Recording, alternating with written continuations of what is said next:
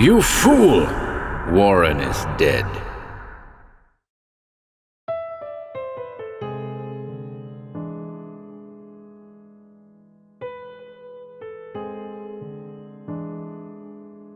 Welcome to HorrorBabble.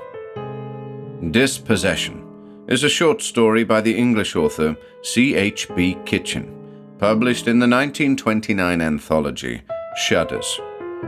A carefree London man is shaken when sudden blackouts and missing days begin to fracture his routine life.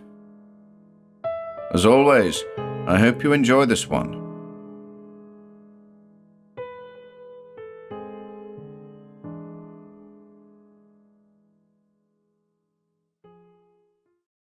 Dispossession by C.H.B. Kitchin. 1. July, 2 hours after midnight. The small windows of the first-floor room of 15 Cherry Lane, Chelsea, were wide open, but the blue curtains, closely drawn behind them, were shaken by no breeze. The night was hot in the street, and even hotter in the dark bedroom. Flat on its back, on the middle of an old four-poster bed, lay the body of Harry Duke, still as a corpse, and almost as cold. Suddenly, a muscle twitched beneath the sheets. The body grew warmer. A leg stirred, then a hand. The spine and loins shuddered. Drops of sweat crept through the skin. The mouth opened and gasped. An eyelid fluttered.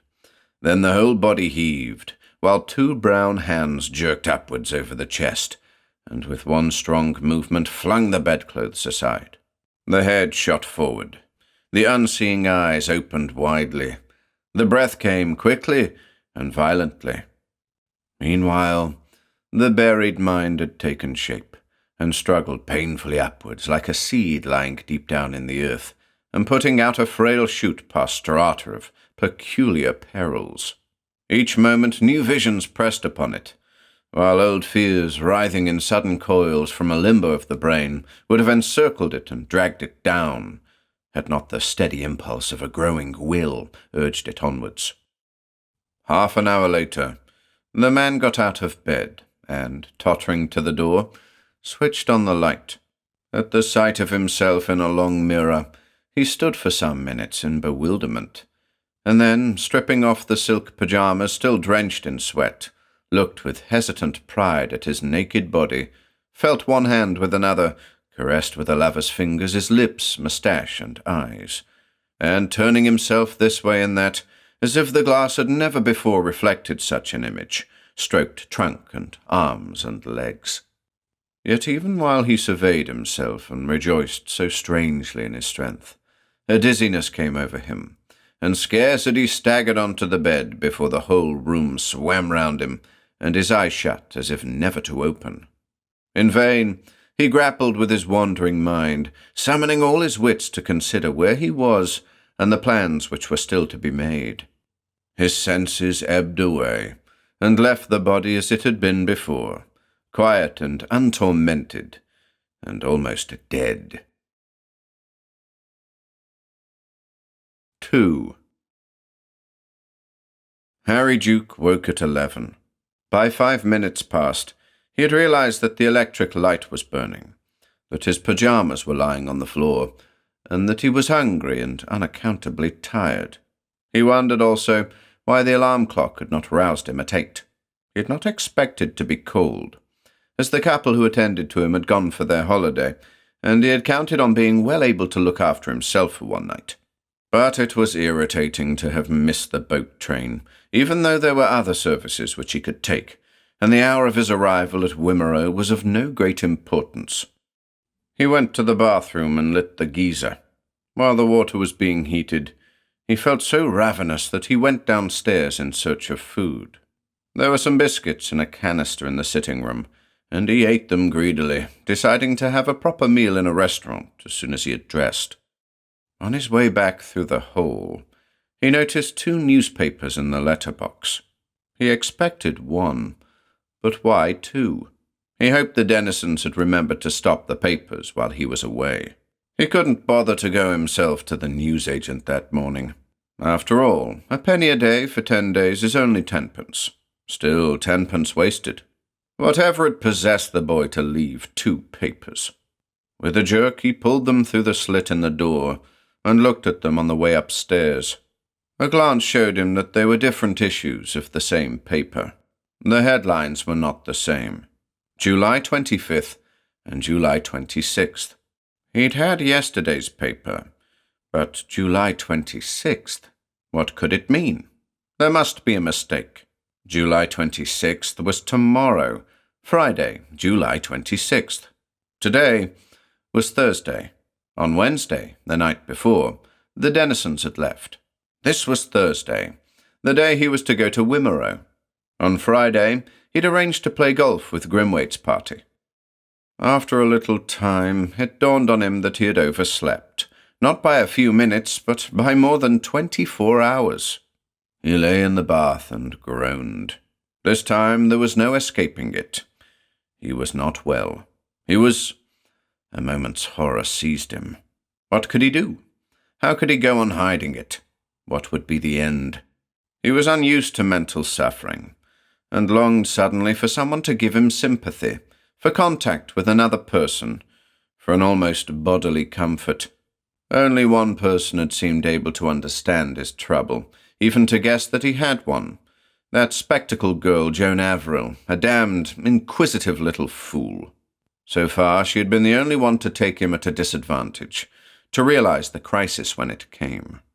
He used the word crisis to describe one of a series of events which lay outside the process of his normal life. It was only lately that he had classed them together as a series. Having no gift for introspection, he had been very slow to notice any progress or similarity in the accidents which, for the past 8 months, had been pursuing him. But now he was forced to look facts in the face, to try to understand himself, to learn what it was that had to be cured, if cure there was. He dried himself, and, as he dressed, looked at tomorrow's paper. Still no sign, he read, of missing architect. £1,000 reward offered by solicitors. In his bedroom, he unlocked a drawer and brought out a bundle of manuscript, the very writing of which seemed full of fear and shame. The composition dated from his most serious attempt to take stock of himself after the last crisis. At best, writing did not come easily to him. The first page was headed October 26th, and the record was as follows. Dined with Embley and his wife, and Mrs. Pole. About 10:30, went to party given by a man called Grover in St. John's Wood. Dancing and charades. He said it would show me what bohemian society was, though I must be careful not to use the word. I soon got too drunk to be shocked. Not that I should have been if I'd kept sober. At 1:30, a good many people left, and a man and a woman, whose names I never caught, proposed we should go round to a party in the Adelphi. Got separated from the E's and Mrs. P, and faintly remember driving in a taxi with 3 women and another man. My head was rather clearer on arriving, and I jibbed at going in, but it seemed rude to back out of it. The people at the new place were a very odd crew. I didn't know any of them, and shouldn't recognize them again. There was some gambling, in which I felt too drunk to join, and some of the people seemed to be dressing and undressing and acting charades on their own. More drink. I was completely knocked out, and the last thing I remember is falling flat on a kind of divan, and someone saying, "Come on, old chap, I'll see you home." I awoke in my own bed the next day, feeling like death. My latchkey was on the dressing table. I was too ill to get up, and as I felt even worse at night, I told Denison to fetch a doctor. God knows I'd been drunk often enough before, but never like this. I thought I must have been poisoned or doped. The doctor, a breezy fool, said there was nothing the matter with me except the obvious, and gave me some medicine. That night I had awful nightmares, which I can't remember. The day afterwards I felt better and got up. For about a week I had appalling dreams every night, though there seemed nothing the matter with me by day. I called in the doctor again, and he still didn't take me seriously. "Constitution of an ox," he said, and then murmured something about burning the candle at both ends. I paid him off and decided to get better by myself. For a time, I did. December 2nd. I'd been living very soberly. Nothing in the nature of a binge for weeks. No worries to speak of. Physically quite fit. Tennyson called me as usual, he said, and couldn't awaken me. I slept till 3, and woke up in a sweat, feeling that something had happened. All the energy seemed to have been sucked out of me, and there was a kind of whirling at the back of my head, as if I was a corkscrew being drawn backwards through putty. I didn't want to eat or read or see anyone, and yet was terrified of going to sleep. When I did fall asleep, nothing happened. I woke the next day feeling weak but better. Day after, quite well. December 15th. Same as December 2nd, but worse. Went to specialist to be overhauled. Cheered up on hearing there was absolutely nothing wrong with me.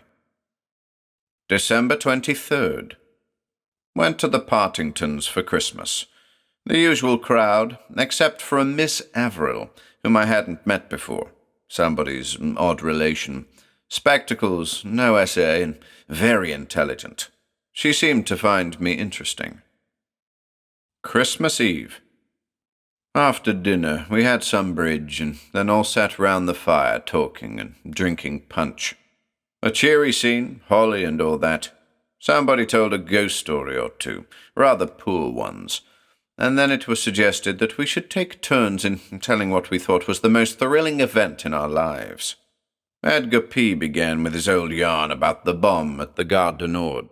Phoebe produced an affair with a burglar, Jimmy Hale another ghost, and so on.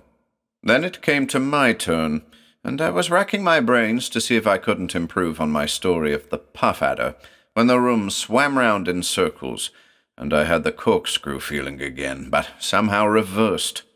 I managed to get out a few words, and then everything became a blank. N.B. The punch was fairly strong, and the room pretty hot, but I'll guarantee I've as good a head as most people, and I've never before found myself sensitive to heat or cold. I was naturally rather upset next day, and apologized to P. after breakfast. He seemed surprised, and said he hadn't noticed anything unusual. "How did I get to bed, then?" I asked. "Why, by walking upstairs, I suppose," he said. I pressed him a little further, but he seemed so convinced in his dull way that I hadn't done anything out of the ordinary that I let the matter rest. He suggested I'd been having a nightmare as a result of the punch, and I half agreed with him. On Christmas afternoon, I found myself alone with Miss Averill in the library. She made me feel uncomfortable, and I tried to escape, but couldn't. "What regiment were you with during the war?" she asked me suddenly. I told her, and she went on to ask if I'd ever been attached to the 3rd Middlesex Rangers. I said I hadn't, and more than that I'd never even come across anyone who had. I was a little annoyed by her curiosity, and was afraid she was going to bring out some appallingly sentimental memory, or tell me that I was the image of her dead fiancé. But she hadn't finished yet, and asked me several other questions. Where was I during the war? Partly in England and partly in France. Whereabouts in France? All over the place. Was I ever at Miramont? No, never. It was one of the few bits of the line I'd given a miss to.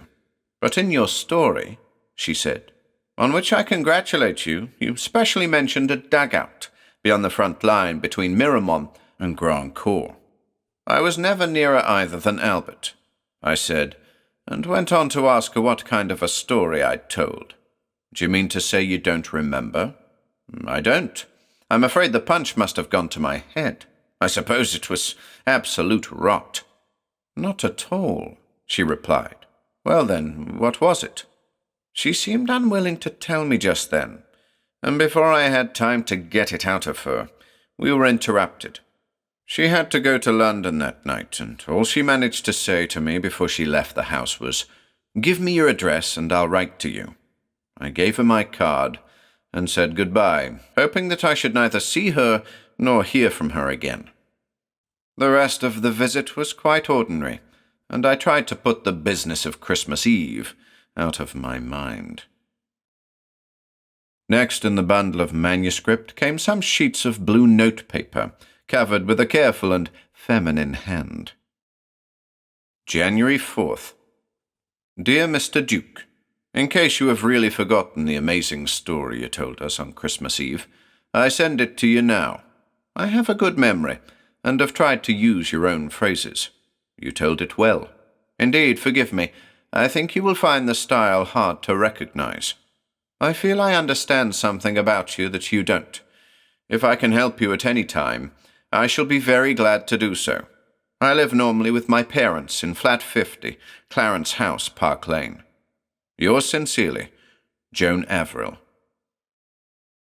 Mr. Duke's Story. In January 1917, I was a junior subaltern with the 3rd Middlesex Rangers. The battalion had charge of a vast and vague area of mud in the Somme district. The whereabouts of the enemy's lines was hardly known. All landmarks had been destroyed, and what with the mist that overhung the desolate region and the absence of all tracks, means of communication were hazardous and primitive. With a few men, I was in charge of an outpost, the position of which was at the time recorded on none of our maps, somewhere between 2 ruinous areas which had once been the villages of Miramont and Grandcourt. Apart from visits to my chilled and sodden sentries, I had little to do, or rather, I did little, for I dare say I could have found many duties had I sought them. The deep dugout left to us by the retreating enemy, in which I spent my idle hours, was divided into 2 parts, separated by a hanging blanket. My men lived in the larger, and I in the smaller, which was so small that, though they were 8 or 9, and I was only 1, I was almost as cramped for room as they. One morning, before daybreak, my sergeant was shot in a sudden burst of machine-gun fire while on patrol. The men with him brought the body to the dugout, and I told them to let it rest in my cell till night, for it was impossible to carry it back to our headquarters during daylight. The body lay on the floor, covered by a waterproof sheet, and I on a wire trestle beside it. I had no horror of corpses that had met with a clean death. Indeed, it seemed companionable to have it there, and before long I lifted the waterproof sheet and looked at what lay beneath with sad curiosity. The only sign of the wound was a little stain on the tunic near the heart. Except for the absence of all breathing, you would have taken the body for that of a man who was asleep. It was a fine sergeant we had lost. A little stupid, but brave and magnificently strong. I remembered having seen him stripped at the baths, and noticing his healthy skin and well-built, powerful limbs. And now, as I looked at his calm face, it was not without a sense of jealous inferiority that I thought of my own poor body, stunted and thin, never free from some ache or uneasiness. You laugh as I say this, but perhaps I am not the man I seem. How wretchedly unjust, I thought, that I should go through life burdened with this corpse of mine, this miserable mass of nerves and skin, perpetually hampering the exercise of my will and brain, and destined one day to harry me to death. Why could I not fall asleep and find myself rid of it, wake up as a new creature with a body equal in vigor to my mind? Must it be that these legs and arms beside me, and as the thought came to me, I stroked them gently, that firm flesh, those splendid muscles, still fully fit for living, even though dead, should moulder into decay, and no use be found for them. So great was my disgust with nature's law, so intense my despair at falling so far short of a perfection which, strangely enough, seemed almost attainable, that a mood of reckless agony came over me, and, hardly knowing what I did, I stretched myself out over the sergeant's body, my mouth on his mouth, my legs along his legs, as Elisha stretched himself upon the Shunammite son, whom he raised from the dead. When I opened my eyes, It was my own face, pale and horrible, that I saw above me, my own body that lay on the top of me.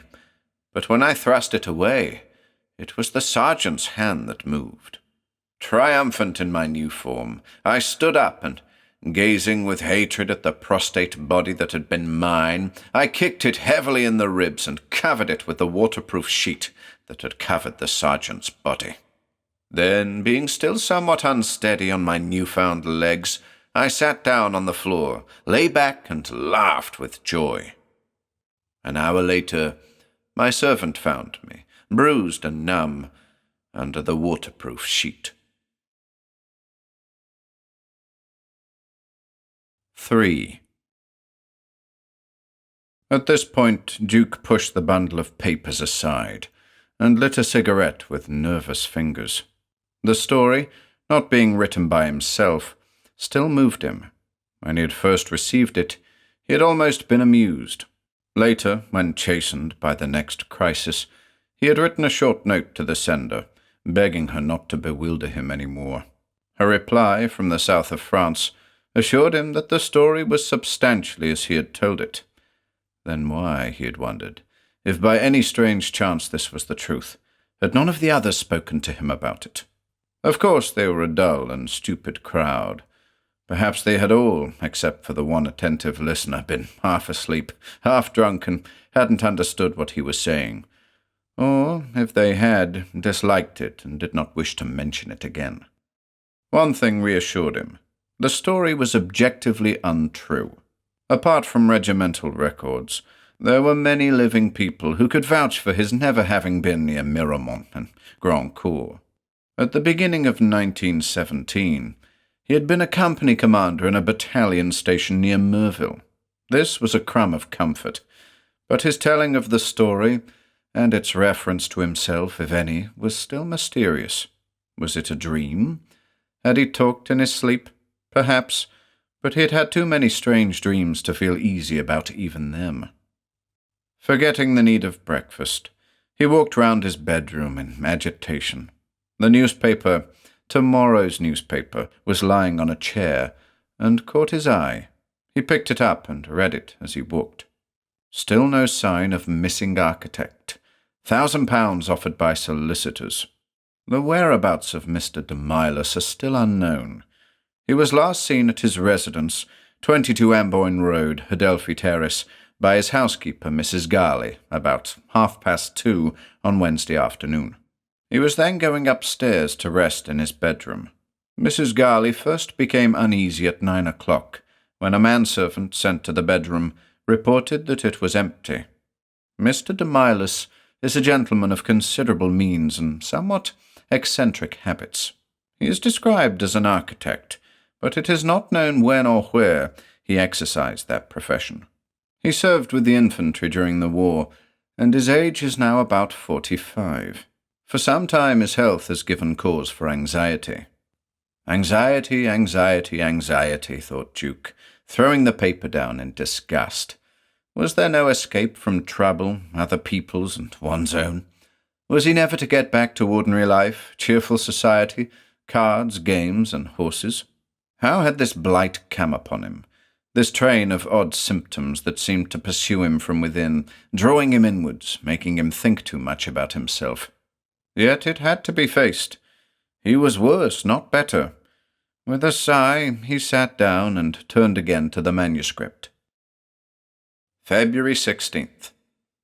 I was to ride Lady Foyle's Halcessia in the Lauderbrake steeplechase. A year ago I came in third on Diamond Claw, and this year hoped to win. The evening of the day before the race, I had a feeling that something was wrong. A bad night, but no dream that I can remember. Felt very low at breakfast. Took my temperature. Normal.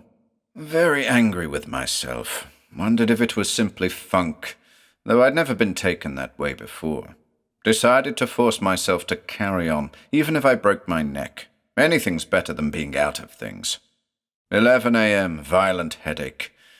Had to go to bed, in great pain. Wired, unwell. Headache easier by 4 p.m. Fit as a fiddle by 6. Johnson, who rode instead of me, was thrown and killed at the second jump, Outcry in papers about course being too dangerous. March 25th. Awoke very late. Dazed, felt like a sleepwalker. Early to bed. March 26th. Too feeble to get up. Dozed most of the day. Refused to have doctor sent for. March 27th. The same. At night, an extraordinary dream. These are the only bits I can remember. I seem to be in a kind of orderly room. Bare boards and tables and army forms, etc. Through holes in the wall I could see wild flowers bending in the wind. The sun was setting, and I got caught in a long red ray, which made me unable to turn round. Suddenly a voice, behind me or in the ceiling, said, "Is it impossible for us to get on better?" "Who are you?" I asked. "Can't you see?" I made a great effort and turned round, but could see no one. I went out into the fields, and all at once the voice said again, "You must take me for granted without seeing me then. You laugh, but I am not the man I seem. After all, what have I done to you? I have caused you really so little pain. Of course I apologize for the Christmas joke, but I saved your life, though you may not know it. Oh, don't think I'm a clairvoyant. You were a good rider and might perhaps not have been killed, but you were too valuable for me to take the risk." The voice went on speaking for a long time, till I found myself alone with someone in the room in the Adelphi, where the party of October 26th was given. "If ever you want a refuge," the voice said, "you can have what I can provide. Even you might be ill or in trouble. Look." At this point I felt as if I was going to learn an amazing secret, but the room was suddenly draped in thick red curtains, which opened and closed, showing me little pieces of something and blotting it out again. I can't remember what it was that I was so eager to see, but each time I looked I had the sensation that I was escaping from my body. Then the curtain swooped down on me and smothered me till I died. After my death, which wasn't painful, I looked into the orderly room and saw myself lying on the table. I longed terribly to be alive again, and took my body in my arms, intending to carry it home, but wherever I went I found red curtains in the way. Then the voice spoke again, but I have forgotten what it said. Woke up very late the next day, weak, but better. April 2nd. To Vinton, nerve specialist. Talked a lot about dual personalities and psychoanalysis. I don't trust him. April 6th. Hear that Phillips, poor chap, had been to Vinton for 2 months before he committed suicide. Panicked and decided not to go to V again. May 18th. No crisis, but since I've decided to keep notes on my case, had better put this down. Met Miss Averill at the Jordans' party, only for a few minutes. She asked me if I'd been telling any more stories. I felt very awkward, and she saw it. Suddenly I blurted out, "Do you think I have a double personality?"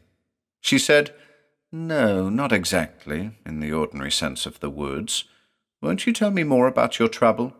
Then we were interrupted, and feeling a fool, I managed to slip away. June 4th and 5th. Very like March 4th, 5th, and 6th, but no dream. Worried, on recovering, whether I'm becoming different from what I was. In my body I feel as well as I ever did, but I can't be so certain of my mind. I remembered Jekyll and Hyde, which frightened me. If I have a double personality, can anything be done about it? But Miss A seemed to think it wasn't that. What does she know about these things?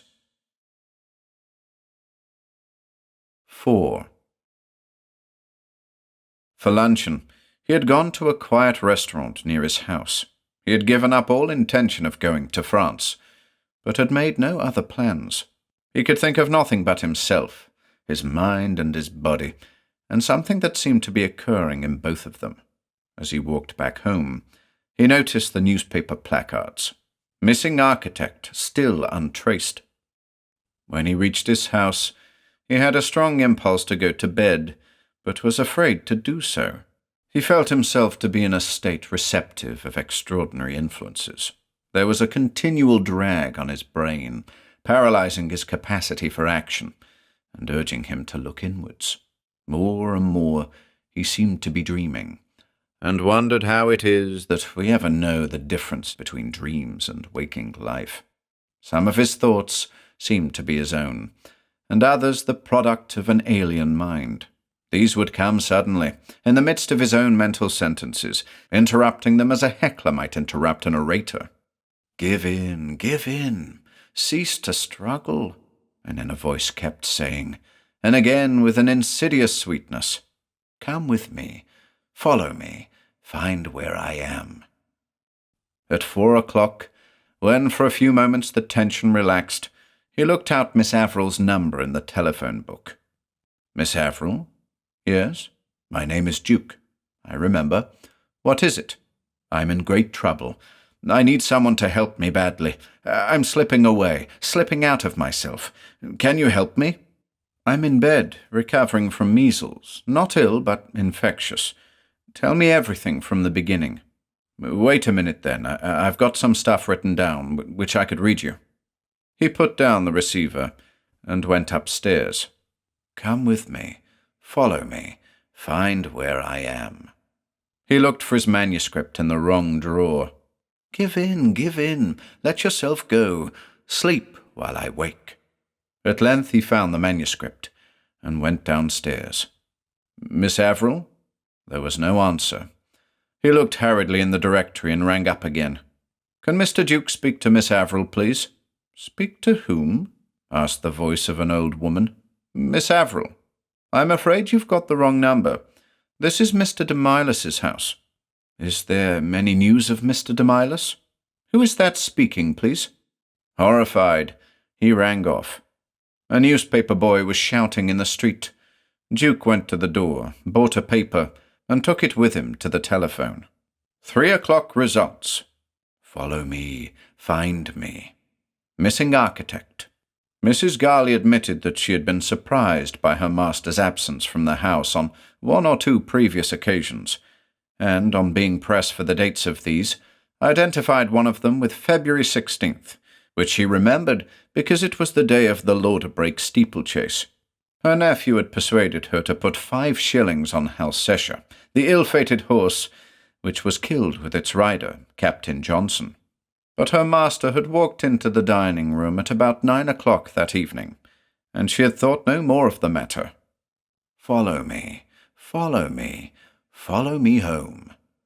Mr. de Milas also, it seems, disappeared towards the end of March. It is true he had told Mrs. Garley that he might find it necessary to be absent from the house for a time, but as he seemed far from well, and gave no instructions about his luggage, she was uneasy till she saw him sitting in the drawing-room at tea-time 3 days later. Sleep while I wake. He was also away on the 4th and 5th of June, but as he had packed a small handbag, she felt no anxiety. The strangest part of the mystery is that on none of these occasions did Mrs. Garley see her master leave his house or return to it. You laugh, but you are not the man you seem. Very quietly, Duke picked up the telephone receiver and asked for a number. Can I speak to Miss Averill, please? This is 22 Amboyne Road, Mr. de Milas's house. Who is that speaking, please? I am the missing architect, Mr. de Milas. Oh, sir, is that you? This is Mrs. Garley speaking, sir. Dr. Polder made me notify the police the day before yesterday that you were missing from home. We've all been very anxious about you, sir. I shall soon be home. I'm sure I'm very glad to hear that, sir. He put down the receiver, went up to his bedroom, and lay on the bed. A force seemed to be entering him, in spiral fashion like a corkscrew, while at the same time his normal will drained away, leaving the body without resistance. And yet at that very moment he had a sense that he had never had before of the preciousness of his body, its vigor and the perfection of all its organs. This is your treasure, a voice seemed to murmur. This is what you can give me. Forget your foolish little mind with its racing debts, its games of golf, its dances. Be generous to me, and give all you can freely. I have great need of you. Then, After a period of silence during which Duke opened his eyes and saw the familiar things in the room shrinking and dwindling away, a rhythmical whisper seemed to flow gently along his spine. At first the words, if they were words, were too indistinct for him to catch, and sounded like a mere pulsation in common time. But soon the beat quickened, and became more staccato and articulate. "Go and find me. Go and find me. Leave this body. Go to mine. Go to mine. Leave this body free for me." The words were repeated monotonously, and at the same time Duke seemed to assent of his own volition, and to be persuading himself to yield. After all, he thought, why shouldn't I do as he asks, poor devil? Why shouldn't I give him a chance? He may make better use of me than I can. Come, I'm ready. But as if even this generous submission were not enough, the rhythm of the summons grew suddenly more imperious, irregular, and desperate. "Let me in. The time is so short. Let me in. Your place is in the black box in the cupboard. Go and hide there, in what I'm leaving you. 5 minutes, only 5 minutes. Give me yourself for 5 minutes. The black box in the little room. You've been there before. And go again now, just this once, and save me. Save me and give me peace. Help! Help! I'm choking!" The last word went through Duke's body as if a claw were tearing him apart. For an instant, he seemed poised on the edge of an unfathomable void, while the smell and touch of clammy flesh came over him and squeezed him together in a small and narrow space. "The grave," he thought, "the grave," and with a convulsive movement he threw out his arms and legs. All at once the rhythm ceased, and he was filled with a sane and miraculous calm. A distant lorry rumbled towards the river. The clock on the mantelpiece ticked gently. Duke opened his eyes and looked at it. 5 minutes past 6. Then urgently the telephone bell rang downstairs. "Hello. Is that you at last, Mr. Duke? Joan Averill speaking. I've tried 8 times to get you." They had a long conversation, in which, full of wisdom, she told him what to do. 5. Missing Architect Found. Mrs. Garley's Extraordinary Story. The mystery of the disappearance of Mr. de Milas was solved yesterday evening in an amazing and tragic fashion. Mrs. Garley states that she was disturbed several times during the afternoon by telephone calls from persons who had, as they thought, recognized Mr. de Milas from his photograph in the press, and were eager to give information as to when and where they had seen him. In each case, Mrs. Garley requested the speaker to communicate at once with Mr. de Milas's solicitors, or the police. 2 of the calls, however, were of an unusual nature. On both occasions, a man's voice began by asking to speak to a lady, whose name Mrs. Garley did not catch. On Mrs. Garley's suggestion of a wrong number, the speaker did not ring off at once, but in his first call asked for news of Mr. de Milas, and in his second call announced that he was Mr. de Milas himself. It is now thought that the inquiry was a piece of facetiousness on the part of some irresponsible person who had accidentally been given Mr. de Milas's number instead of the number he required, and that on a repetition of the same accident, the unknown was so far exasperated as to be guilty of a joke in exceedingly bad taste, pardonable only on the assumption that he was ignorant of the circumstances into which he was intruding. No further incident occurred till shortly after 7, when Dr. Polder, who had attended Mr. de Milas during his illness, called at the house and asked Mrs. Garley if she knew of a black box belonging to her master. It seems that the doctor had been rung up about 6:45 by a man who purported to be speaking for Mr. de Milas. The speaker had requested him with great urgency to visit Mr. de Milas's residence and search it for a black box, which he was to open immediately. He was assured that the opening of the box would throw a light on Mr. de Milas's disappearance, and that circumstances might arise in which medical skill would be essential. Mrs. Garley replied that there was such a box in a big cupboard opening out of Mr. Demiles's bedroom. To her knowledge, the box, an old-fashioned leather trunk, had not been used or opened for some years. She accompanied Dr. Polder to the cupboard in question and saw the box in its usual position. The doctor attempted to lift it into the light, but could not do so owing to its great weight. He then asked Mrs. Garley to bring him a candle or lamp, and when she had left the room, he raised the lid of the box, which was unlocked. Inside, huddled up on some blankets, was the dead body of Mr. Demiles. The body was fully clad and covered in part by a waterproof sheet such as was used extensively by soldiers during the war. It is the opinion of Dr. Polder that death occurred about 6 o'clock the same afternoon, though the body might have been in a trance or state of catalepsy for several hours beforehand. Stop press. Call to Dr. Polder traced to Piccadilly subway. So ran the account of the finding of the missing architect as given to the public. 2 people alone could have added substantially to it. Harry Duke, who was playing golf at Wimereux, and that devotee of psychical research, Joan Averill, who was recovering from measles in Park Lane. But neither of them cared to do so.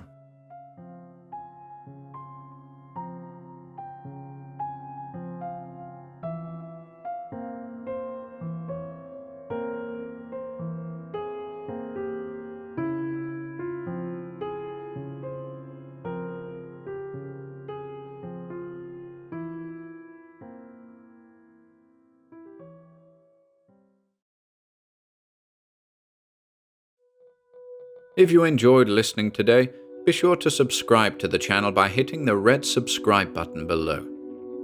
After doing so, click the bell icon next to the subscribe button to receive new content notifications.